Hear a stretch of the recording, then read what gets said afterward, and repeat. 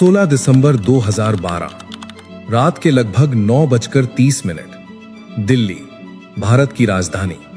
सर्दियों की धुंध से ढकी हुई सड़कें, पीली स्ट्रीट लाइटों के नीचे भागती गाड़ियां और उसी शहर के भीतर एक ऐसी रात जन्म ले रही थी जो आने वाले वर्षों तक पूरे देश की आत्मा को झकझोर देने वाली थी। दक्षिण दिल्ली के एक मॉल से फिल्म देखकर लौट रहे दो युवा ये कल्पना भी नहीं कर सकते थे कि कुछ ही मिनटों बाद उनकी जिंदगी इतिहास के सबसे भयावह अपराधों में बदल जाएगी। सड़क पर धीरे धीरे चल रही एक सफेद प्राइवेट बस बाहर से सामान्य दिखाई दे रही थी, लेकिन उसके भीतर पहले से मौजूद कुछ चेहरे उस रात को मौत और दरिंदगी की कहानी में बदलने वाले थे।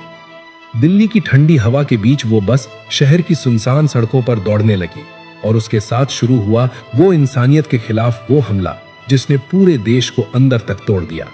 बस के भीतर अगले कुछ मिनटों में जो हुआ उसने भारत के करोड़ों लोगों को भय, गुस्से और शर्म से भर दिया। चलती बस के अंदर बेरहमी, हिंसा और अमानवीय क्रूरता की सारी सीमाएं टूट चुकी थीं। बाहर दिल्ली की सड़कें सामान्य थीं, लोग अपने घरों की तरफ लौट रहे थे, लेकिन उसी समय राजधानी के बीचों बीच एक लड़की अपनी जिंदगी के लिए संघर्ष कर रही थी। कई किलोमीटर तक चलती रही वो बस और फिर रात के अंधेरे में सड़क किनारे दो घायल शरीर फेंक दिए गए। ठंडी सड़क पर खून से लथपथ पड़े उन दोनों को देखकर राहगीरों के पैरों तले जमीन खिसक गई। धीरे धीरे पुलिस पहुंची, एम्बुलेंस पहुंची और फिर शुरू हुआ वो सिलसिला जिसने पूरे देश को जगा दिया।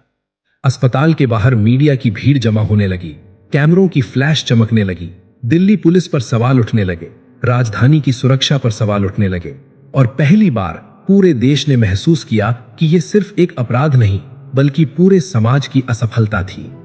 अगले कुछ दिनों में दिल्ली का माहौल बदल चुका था। इंडिया गेट, राजपथ, जंतर मंतर, हर सड़क गुस्से से भर चुकी थी। हजारों छात्र, महिलाएं, बुजुर्ग हाथों में मोमबत्तियां लेकर सड़कों पर उतर आए। ठंडी दिसंबर की रातों में लोगों की सांसों से निकलती धुंध और आंखों में जलता गुस्सा साफ दिखाई दे रहा था। पुलिस बैरिकेड लगा रही थी, पानी की बौछारें छोड़ी जा रही थी, लेकिन भीड़ पीछे हटने को तैयार नहीं थी। पूरे देश में सिर्फ एक सवाल गूंज रहा था, आखिर भारत की बेटियां कब सुरक्षित होंगी। टीवी चैनलों पर 24 घंटे वही खबर चल रही थी। संसद के भीतर सरकार दबाव में थी। सोशल मीडिया से लेकर कॉलेज कैंपस तक हर जगह सिर्फ उसी घटना की चर्चा थी। कई वर्षों बाद पहली बार भारत का युवा इतनी बड़ी संख्या में सड़कों पर दिखाई दे रहा था। लोगों का गुस्सा सिर्फ अपराधियों के खिलाफ नहीं बल्कि उस व्यवस्था के खिलाफ था जिसने वर्षों तक महिलाओं की सुरक्षा को नजरअंदाज किया था। दिल्ली के अस्पताल में डॉक्टर लगातार संघर्ष कर रहे थे। हालत गंभीर होती जा रही थी। पूरा देश हर दिन अस्पताल से आने वाली खबरों का इंतजार करता था। लाखों लोग मंदिरों, मस्जिदों और गुरुद्वारों में प्रार्थना कर रहे थे।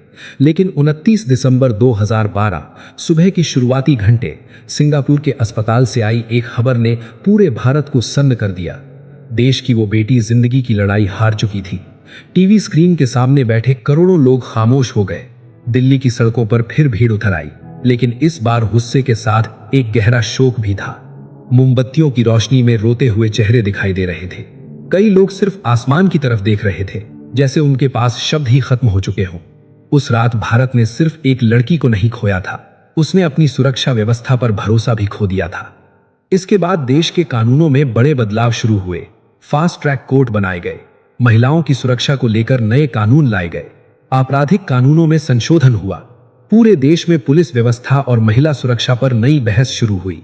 लेकिन इन सब के बीच वो रात हमेशा भारत के इतिहास में एक काले अध्याय की तरह दर्ज हो गई।